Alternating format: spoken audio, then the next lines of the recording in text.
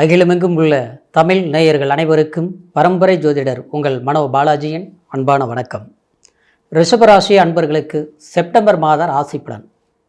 இந்த மாதத்தில் இந்த நவ கிரகங்களுடைய பெயர்ச்சிகளால் உங்களுடைய ராசிக்கு எப்பேற்பட்ட பலன்கள் கிடைக்க போகுது அப்படிங்கிறத பற்றி தாங்க இந்த பதிவில் இப்போ நம்ம பார்க்க போகிறோங்க. ஃபஸ்ட் டைம் பார்க்குறவங்களா இருந்தீங்கன்னா சப்ஸ்கிரைப் பண்ணி பெல் பட்டன் அழுத்தி ஆல் ஆப்ஷன் கொடுங்க. ரிஷபராசி அன்பர்கள் அப்படின்னா ரிஷபத்துக்கு சுக்கிர பகவான் அதிபதி. சுக்கிரன் அதிபதியினால காலபுருஷ தத்துவத்தில் இரண்டாவதாக வரக்கூடிய தனராசி ரிஷபராசி. உங்களுடைய எண்ணம், உங்களுடைய சிந்தனை எப்போவுமே நேருக்கு நேராக என்ன மனசுக்கு படுதோ அதையே சரியாக செய்து முடிக்கணும் அப்படிங்கிற ஒரு குறிக்கோளான எண்ணம் அதிகமாக இருக்கும். இன்னும் சொல்ல போனோம்னா 10ஓட 11 இருக்கிறது உங்களுக்கு பிடிக்காதுங்க. நாம் எது செய்தாலும் மற்றவங்க யோசிக்கிற அளவுக்கு சிறப்பாக செய்து முடிக்கணும். அது வேலையாக இருக்கட்டும், நம்மளுடைய குடும்ப சூழ்நிலைகளாக இருந்தாலும் சரி, மற்றவங்க மதிக்கிற அளவுக்கு நம்ம இருக்கணும்னு நினைப்பீங்க. அதே மாதிரி ஒரு வீடு கட்டினாலும் சரி, ஒரு வண்டி வாகனம் வாங்கினாலும் சரி, அது மட்டும் கிடையாது. அதாவது உங்களுடைய ஒரு ட்ரெஸ் வாங்கினா கூட மற்றவங்க எந்த கடையில் வாங்கினீங்க அப்படின்னு கேள்வி கேட்டும் தெரிஞ்சுக்கலாங்கிற அளவுக்கு தான் நீங்கள் எந்த ஒரு விஷயத்தையும் சிறப்பாக செய்யக்கூடிய ராசி ரிஷபராசி. ஆனால் அன்புக்கு கட்டுப்பட்டவங்க. பாசம் ஒருத்தர் மேலே வச்சுட்டிங்கன்னா அளவு கடந்த பாசம், அது குடும்பத்தில் இருக்கிறவங்க மேலே.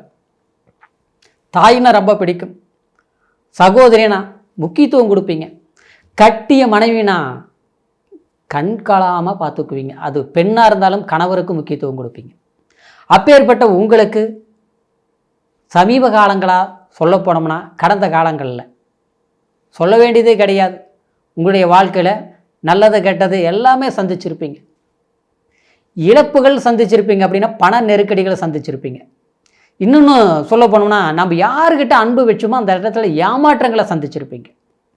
இந்த மாதிரி எல்லாமே சந்தித்து வந்த நமக்கு இந்த செப்டம்பர் மாதத்துலையாவது ஒரு மாறுதல் கிடைக்குமா அப்படிங்கிற ஒரு எதிர்பார்ப்பில் இருக்கக்கூடிய உங்களுக்கு நவ கிரகங்கள் உண்மையிலேயே சொல்லப்போனால் அற்புதம்.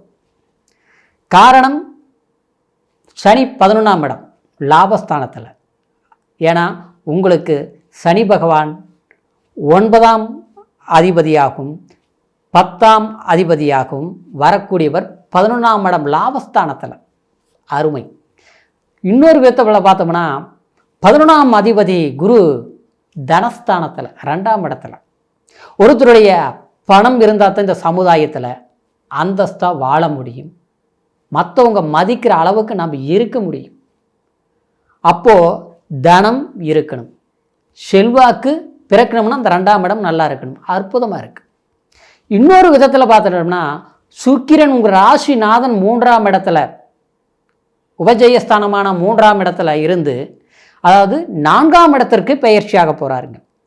அந்த சுக்கிரன் 14ஆம் தேதி ராசிநாதன் 4ஆம் இடம்ங்கிறது ஒருத்தருக்கு சுகஸ்தானம். அப்போது கடந்த காலத்தில் முயற்சிகள் எடுத்தோம், முன்னேற்றங்கள் கிடைக்கல, ஏன்னா சுகஸ்தானத்தில் கேது உட்கார்ந்து இருந்தார். அப்போது அந்த கேது இருந்ததுனால மனசில் எல்லாம் இருந்து நிம்மதி இல்லையே. எல்லா வேலைகளும் செய்து ஒரு வேளை பிரேக் ஆனதுனால இந்த மற்ற வேலைகள் எல்லாம் நின்று போச்சு. கஷ்டப்பட்டு நம்ம பாடுபட்டு வர வேண்டிய பணம் கை வந்து சேரல. ரொம்ப நாளாக செய்த வேலை, இருந்த வேலை பிரச்சனையாகி போச்சு. இப்படி இல்லாமல் சில கடுமையான கஷ்டங்களை, மன உளைச்சலை கண்டிப்பாக சந்திச்சிருப்பீங்க சமீப காலமாக. ஏன்னா கேது சுகஸ்தானத்தில் உட்காரும்போது எப்படி இருக்கும்னா, எப்பேற்பட்டவங்களையும் அப்படியே வந்து ஒரு மல்லிகை பூவில் ஒரு ஊசி குத்துன மாதிரி, அதாவது மனசை காயப்படுத்துகிற மாதிரி. நல்லா அன்பு வச்சுருப்போம், ஒருத்தர் மேலே ரொம்ப பிரியம் வச்சுருப்போம், அவங்களுக்கு நம்ம எல்லா விஷயங்களும் பார்த்து பார்த்து செய்து கொடுத்துருப்போம். ஆனால் எல்லாமே பலன்களை அனுபவிச்சுட்டு நம்மளை குறைய சொல்லிட்டு விலகி போயிருப்பாங்க, காயப்படுத்தியிருப்பாங்க, கஷ்டப்படுத்தியிருப்பாங்க. அதனால் நீங்கள் நஷ்டம் கூட பட்டிருப்பீங்க. எல்லாத்தோட நஷ்டப்பட்டதை கூட உங்களை பொறுத்த வரைக்கும் பெருசாக நினைக்க மாட்டீங்க. ஆனால் காயப்படுத்திட்டாங்கன்னா அந்த நாள் தூங்க மாட்டீங்க. சிறு விஷயம் இருந்தால் கூட அதை அப்படியே யோசித்து நம்மளை தவறு செய்யாத தவறுக்கு செஞ்ச மாதிரி நம்மளுக்கு ஒரு பேரை சொல்லிட்டாங்களே அப்படிங்கிற ஒரு வருத்தங்கள் உங்களை கஷ்டப்படுத்தியிருக்கு. ஏன்னா சூரியன் அந்த இடத்துல வந்து உட்கார்ந்துருந்தது. 2ஆம் அதிபதி கேதோடு இணையும் போது, அதாவது தனக்காரகன், தனஸ்தானத்தில் குரு இருக்கிறது சுபம், ஆனால் தனக்காரகன் அந்த கேதோடு சேர்க்கை பெற்று இருக்கிற போது அந்த இடத்துல பார்க்கும்போது எல்லாம் இருந்தும் அந்த இடத்துல ஒரு கசப்புங்கிறது. ஏன்னா கேதுங்கிறது ஞானக்காரகன். ஒன்று வேண்டான்னு சொல்கிறது, இல்லையா இல்லை எல்லாமே பார்த்து செஞ்சு எல்லாமே என்னை காயப்படுத்திட்டாங்க வெறுத்து போகிறது, இல்லை எனக்கு எல்லாமே வெறுத்து போச்சு. அன்பு போய் இந்த உலகத்தில் ஒருத்தர் மேலே பாசம் வச்சா போய், பெற்றவங்க கிட்ட நம்ம உண்மையாக இருந்தது போய், நம்ம கட்டினவங்க கிட்ட கூட, அதாவது குடும்ப வாழ்க்கையில் கூட நம்மளை புரிஞ்சுக்காதவங்க என்ன போய் அப்படின்னு நினச்சி ஒரு மனசளவில் வருத்தப்பட்டார் ரிஷபராசி அன்பர்கள். ஆனால் அந்த புதன் தனக்காரகன் அந்த கேதோட செயற்கையில் இருந்து, அதாவது 5ஆம் இடத்திற்கு, அதாவது ஆட்சி உச்ச பலம் அடைய போகிறார். எப்போ? அதாவது புதன் வந்து கரெக்டாக 15ஆம் தேதி. அப்போது இந்த செப்டம்பர் மாதம் 15ஆம் தேதிக்கு பிறகு பார்த்தோம்னா நிச்சயமாக உங்களுடைய அன்பு புரிஞ்சுக்கக்கூடிய வாய்ப்புகளும், காயப்படுத்துவங்களுக்கு முன்னால் நீங்கள் ஒரு வலுவடையக்கூடிய ஒரு வாய்ப்பும், எல்லாத்தோட அந்த 5ஆம் இடங்கிறது புத்திரஸ்தானம், பூர்வ புண்ணியஸ்தானம். அப்படின்னா குழந்தைங்களால் உங்களுக்கு ஒரு மகிழ்ச்சி, அவங்களுடைய செயல்பாடு உங்களுக்கு ஒரு பெரும் வளர்ச்சி. அடுத்து பார்த்தோன்னா அவங்களுக்கு என்ன தேவைகளோ அதை நீங்கள் செய்து முடிக்கக்கூடிய ஒரு வாய்ப்புகள். அதே சமயம் அந்த 5ஆம் இடம்ங்கிறது, அதாவது காதல் அன்பு சம்மந்தப்பட்ட விஷயம். சிலருக்கு காயப்படுத்தி கஷ்டப்படுத்தி நம்மளை வெறுக்க வச்சாங்க பார்த்தீங்களா, உங்களுடைய உண்மையான அன்பு புரிஞ்சுக்காம உங்களை காயப்படுத்தினாங்களே பார்த்தீங்களா, அவங்களுக்கு புரிய வைக்கக்கூடிய ஒரு வாய்ப்புகள் அமையும் உங்களால். அவங்களும் புரிஞ்சுக்குவாங்க, விட்டு போனவங்க சேர்ந்து வருவாங்கன்னு சொல்கிற வார்த்தை சரிங்களா. அதே நேரத்தில் பிரிஞ்சவங்க ஒன்று சேருவீங்க. அது குடும்பமாக இருக்கட்டும், அது வந்து ஒரு அன்பு சம்மந்தப்பட்ட ஒரு வாசமாக இருக்கட்டும், அதே மாதிரி கூட்டு சம்மந்தப்பட்ட ஒரு தொழில் ரீதியாக இருக்கட்டும், எல்லாத்துக்குமே அதுக்கு ஒரு ஒன்று இணையக்கூடிய ஒரு வாய்ப்பாக கண்டிப்பாக அமையக்கூடிய ஒரு சந்தர்ப்பம். ஏன்னா புதன் தனக்காரகன், தானாதிபதி, 5ஆம் இடத்துக்கு அதிபதியும் அந்த புதன் தான். அப்போது அது ஆட்சி பலம் உச்சம் பெறும்போது அது அமோகம். எல்லாத்துக்கும் அந்த 5ஆம் இடத்துல இருந்த செவ்வாய் 13ஆம் தேதி கண்டிப்பாக, அதாவது உங்களுக்கு கஷ்டங்கள் கொடுத்ததுக்கு 5ஆம் இடங்கிறது ஒரு விதத்தில் பார்த்தோம்னா அந்த செவ்வாய் வந்து கன்னி செவ்வாய், கடலும் வத்தி போகும்னு சொல்லுவாங்க. அப்போது அந்த செவ்வாய் 5ஆம் இடத்துல சில பேர்களை பார்த்தோம்னா கர்ப்ப வலிகள், அதாவது குழந்தைங்களால் பிரச்சனை வர்றது, உடல் ஆரோக்கியம் வயிறு சம்மந்தப்பட்ட சில கோளாறுகள் ஏற்படுறது. அடுத்தது பார்த்தோம்னா நம்ம குலம் சார்ந்தவர்கள், நம்ம ஊருக்காக உபதேசம் பண்ணோம், சொந்த பந்தத்துக்காக நல்லது பண்ணோம், கோயில் கும்பாபிஷேகம் பண்ணோம், நல்ல விஷயங்கள் செய்தோம், ஊருக்கு ஒரு முகஸ்தியாக நம்ம இருந்தோம், ஆரம்ப காலத்திலிருந்து இருந்தோம், நாம்ளும் அதை தான் செஞ்சுட்டு இருந்தோம். தன்னுடைய சுயநலம் கருதாமல் மற்றவங்களுக்காக நல்லது செஞ்சோம். ஆனால் கெட்ட பேர் ஆகிப்போச்சு.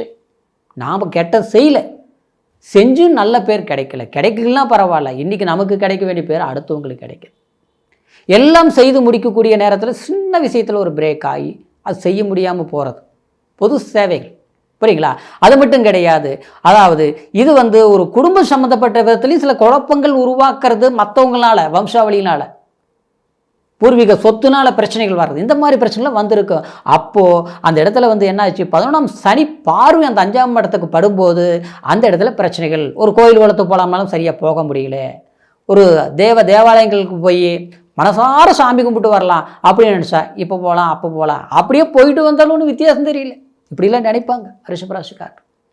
இந்த மாதிரி சூழ்நிலைகள் மாறக்கூடிய ஒரு சந்தர்ப்பம் தான் அந்த செவ்வாய் கரெக்டாக வந்து 13ஆம் தேதி 6ஆம் இடத்துக்கு பயிற்சியாக போகிறார். 6ஆம் இடத்துக்கு பயிற்சியாக 2ஆம் இடத்தில் இருக்கக்கூடிய குரு பகவான் 5ஆம் பார்வையா 6ஆம் இடத்தை, கடன் பிரச்சனை கவலையப்பட வேண்டாங்க சரிங்களா. சிலர் இல்லாமல் ஒரு அரசாங்காவே ஒரு எக்ஸாம் எழுதுற 1 மார்க்கில் போயிடுச்சு, ஜஸ்ட்டில் போயிடுச்சு, மிஸ் ஆகி போச்சு, கண்டிப்பாக இந்த டயத்தில் உங்களுக்கு வாய்ப்புகள் அமையும். ட்ரான்ஸ்ஃபர் எதிர்பார்க்குறது உங்களுக்கு கண்டிப்பாக கிடைக்கும். முதல்ல தள்ளி போயிட்டு இருந்தீங்களா, ஓகே ஆயிரும். அப்புறம் வேலை இழப்புகளை சந்தித்தவங்களுக்கு வேலை. ஆனால் 6ஆம் இடம் உழைப்பு, நோய் நொடி பிரச்சனைகள் இருந்தாலும் சரியாயிரும், மருத்துவ செலவுகள் இருந்தாலும் சரியாயிரும். கண்டிப்பாக சொல்கிறேன் பாருங்கள், இது ஒரு மாற்றத்தை கொடுக்கக்கூடிய ஒரு மாதமாக உங்களுக்கு அமையப்போகுது இந்த செப்டம்பர் மாதம். இப்போ நான் சொன்ன பலன் கோச்சாரம்.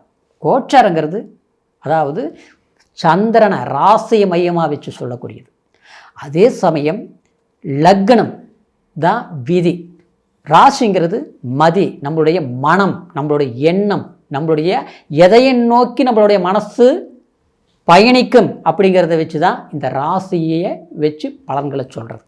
ஆனால் லக்னங்கிறது விதி, எது கிடைக்கணும்னு இருக்குது, எது நடக்கணும்னு இருக்குது, நமக்கு எப்போ கிடைக்கணும் அப்படிங்கிறது, அதாவது இந்த பிரபஞ்சம் நமக்கு கொடுத்து ஒரு கணக்கு போட்டு வச்சுருக்கும் இல்லையா, அதை தெரிஞ்சுக்கக்கூடியதான் லக்னம். அப்போது பிறவி ஜாதகத்தை ஒரு முறை பார்த்துக்கணும் இல்லைங்களா.